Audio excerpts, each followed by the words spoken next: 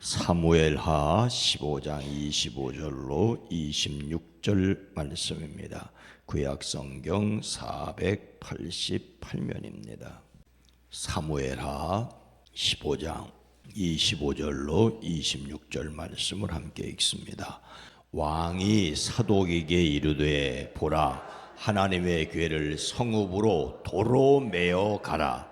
만일 내가 여호와 앞에서 은혜를 입으면 도로 나를 인도하사 내게 그 궤와 그 계신 데를 보이시리라. 그러나 그가 이와 같이 말씀하시기를 내가 너를 기뻐하지 아니한다 하시면 종이 여기 있사오니 선히 여기시는 대로 내게 행하시옵소서 하리라. 아멘. 오늘도 그리스도 예수 안에서 승리하시기를 주의 이름으로 축복합니다. 다윗의 아주 잘난 아들 압살롬의 반란을 일으켰지요.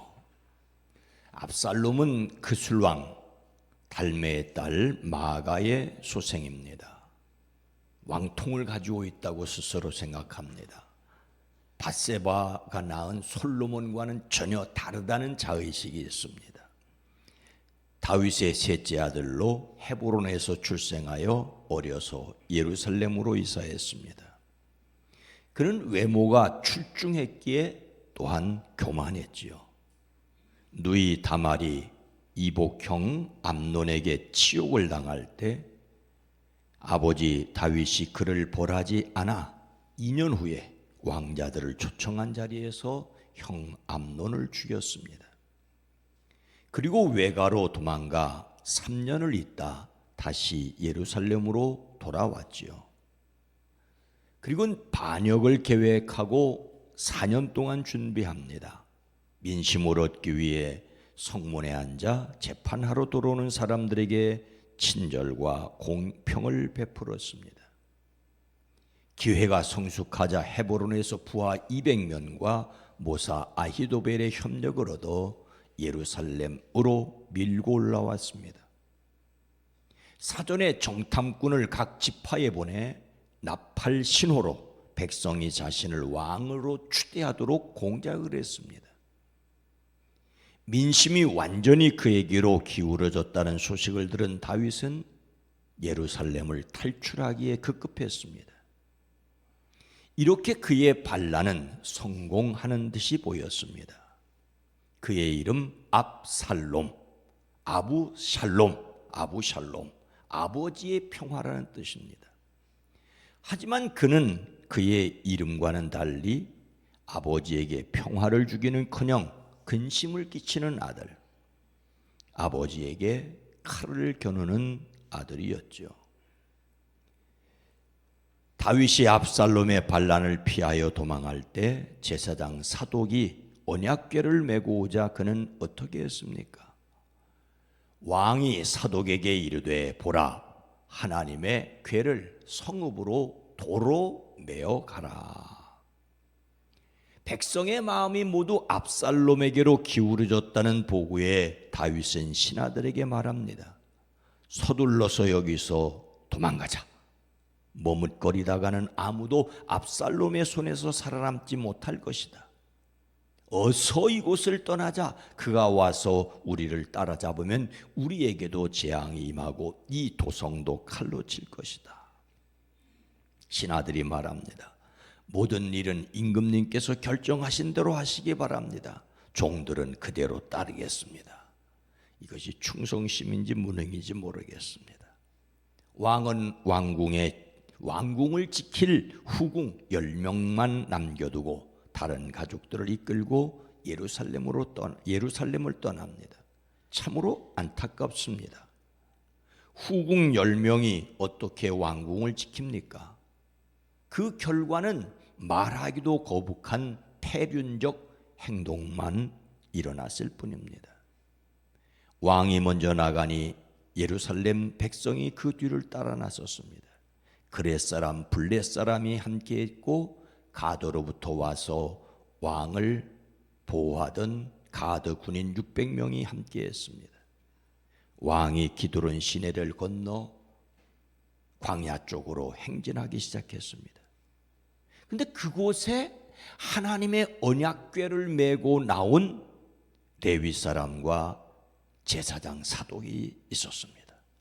그들은 거기에 하나님의 언약궤를 메어다 놓았습니다. 물론 아직 성전이 지어지기 이전이죠. 다윗은 사울 왕 시대에 방치되었던 언약궤를 예루살렘으로 메어 올리게 하여 천막을 구별하여 보관하던 중이었습니다. 언약궤는 하나님이 그들과 함께 하신다는 상징입니다. 비록 사울 시대에 방치되었지만 모세가 시내산에서 언약의 돌판을 받고 그것을 보관할 궤를 만든 이후 언제나 그것은 이스라엘과 함께 하였습니다. 하나님이 그들과 함께 하신다는 엄청난 상징이 바로 언약궤입니다. 이것을 제사장이 메고 와 도망치는 다윗 앞에 옮겨왔습니다. 이렇게 되면 압살롬이 예루살렘에 들어온다 해도 그곳에 하나님의 언약궤는 없습니다. 이것은 하나님의 백성 이스라엘을 하나로 묶을 수 있는 신앙의 구심점이 없다는 말입니다. 언약궤 없는 예루살렘은 그야말로 안고 없는 찐빵이라고 할 수 있습니다. 이것을 미리 간파한 제사장들은 다윗이 예루살렘을 떠난다는 것을 알고 서둘러 언약궤를 메고 앞서 나왔던 것입니다. 다윗을 위하여 참 잘한 일입니다. 그런데 사독에게 말합니다. 하나님의 언약궤를 다시 도성으로 옮기십시오. 다윗은 언약궤가 있어야 할 곳으로 예루살렘을 보았습니다. 하나님이 함께 하시는 상징인 언약궤를 예루살렘으로 메어가게 한 다윗의 마음은 무엇이었겠습니까? 만일 내가 여호와 앞에서 은혜를 입으면 도로 나를 인도하사 내게 그 궤와 그 계신 데를 보이시리라. 언약궤가 자기 곁에 있는 것은 하나님께서 함께 하시는 상징으로서 백성들의 마음을 한 가지로 자기애로 모을 수 있는 기회입니다. 그러나 다윗은 자신의 개인적인 목적을 위해 언약궤 사용하기를 포기하였습니다. 아니, 더 큰 그림을 보았습니다. 하나님께서 자신에게 은혜를 베푸셔서 예루살렘으로 돌아와 다시 언약궤를 볼 수 있기를 바랐습니다. 하나님의 언약궤를 자기 보호를 위한 호신용품으로 이용하지 않고 하나님의 은혜를 구하는 통로로 보았다는 것은 매우 놀랍습니다. 하나님이 자기를 따라다니게 하시려는 것이 아니라 하나님이 계신 곳으로 자신이 돌아오기를 기대하였습니다. 우리 역시 하나님을 자기 편한 대로 이용하려는 것이 아니라 하나님의 뜻대로 살기를 결심해야 합니다. 이것은 얄팍한 은혜만 구한 것이 아니었습니다. 26절 말씀입니다. 그러나 그가 이와 같이 말씀하시기를 내가 너를 기뻐하지 아니한다 하시면 종이 여기 있사오니 선히 여기시는 대로 내게 행하시옵소서 하리라. 다윗은 언약궤를 예루살렘으로 돌려보내며 내가 주님께 은혜를 입으면 주님께서 나를 다시 돌려보내 주셔서 이 궤와 이 궤가 있는 곳 예루살렘을 다시 보게 하실 것이라고 말하였어요. 그의 간절한 기대가 있었습니다. 그러나 계속해서 말하기를 그러나 주님께서 나를 싫다고 하시면 오직 주님께서 바라시는 대로 나에게 이루시기를 빌 수밖에 없습니다.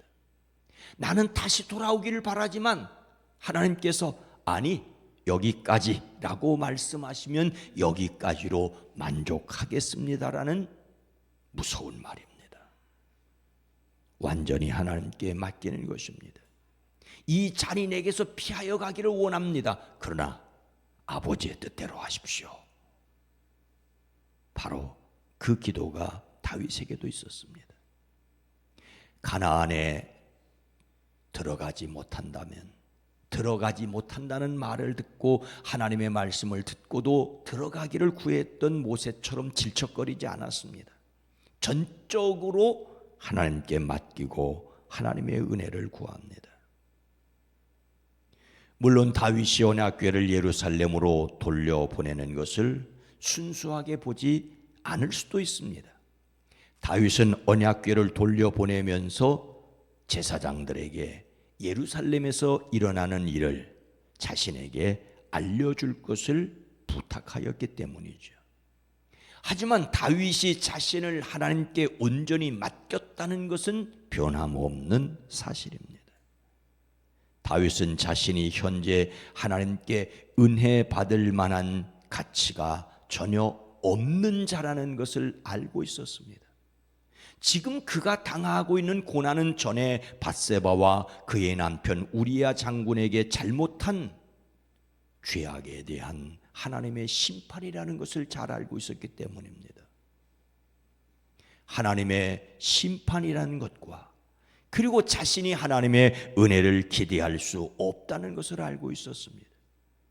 그래서 다시 예루살렘으로 돌아오지 못한다고 해도 그것을 받아들이기로 하였습니다.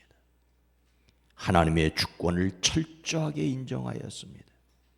자신을 하나님이 기뻐하지 않으셔서 예루살렘에 피하여 압살롬에게 피하여 예루살렘으로 다시 돌아오지 못한다 해도 그것이 하나님의 일이라면, 하나님의 뜻이라면 그대로 내게 행하십시오라고 말하고 있습니다. 이것이 결코 쉬운 말은 아닐 것입니다. 오직 여호와가 하나님이심을 인정하는 다윗의 신앙입니다. 오늘 말씀을 마음에 새기고 내 기대를 내려놓고 하나님께 전적으로 자신을 맡기기 위해 우리가 해야 할 일이 무엇이겠습니까? 하나님의 주권을 인정한다는 것은 자신의 전적 무가치함을 인정하는 것입니다. 내가 바라고 소원하는 것은 있습니다. 하지만 주님이 주인이시니 주님께서 하신다면 그대로 따르겠습니다라고 하는 것이 겟세마네의 예수님의 기도셨고 또한 오늘 다윗의 말입니다. 우리 역시 그렇게 말할 수 있어야 합니다. 하나님의 심판받아 마땅한 죄인이라는 것을 인정하고 그 결과가 아무리 냉혹하더라도 받아들일 마음을 가지는 것입니다. 이렇게 할 때 하나님은 모든 것이 합력하여 선을 이루실 뿐만 아니라 이미 하늘에서 이루어진 것을 결코 포기하지 않으실 줄로 저는 믿습니다. 다윗은 이런 마음이 있었기에 이어서 나오는 그 유명한 시므이의 저주에 여호와께서 그에게 명령하신 것이니 그가 저주하게 버려두라고 하였습니다. 무서운 말이지만 신앙은 하나님의 저주도 받아들이는 것입니다. 자기에게 유리하고 자기에게 복이라고 생각하면 아멘하지만 하나님이 누르시고 채찍질 하신다고 하면 내가 왜 남들은 안 그러고 결국 하나님을 인정하지 못하는 것은 아닐까요? 예수님을 닮는 성품으로서 온유를 위하여 하나님이 주시는 능력으로 내 기대를 내려놓고 하나님의 뜻을 받아들일 수 있는 저와 여러분의 신앙이 될 수 있기를, 그래서 영원히 책임져 주시는 하나님의 사람들로 살아가시기를 주의 이름으로 축원합니다. 거룩하신 하나님, 자비로우신 주님, 달면 삼키고 쓰면 뱉는 것이 인심인데 분명히 이 잔인에게서 피하여 가기를 원합니다라고 말할 수 있지만 아버지의 뜻대로 되기를 원합니다.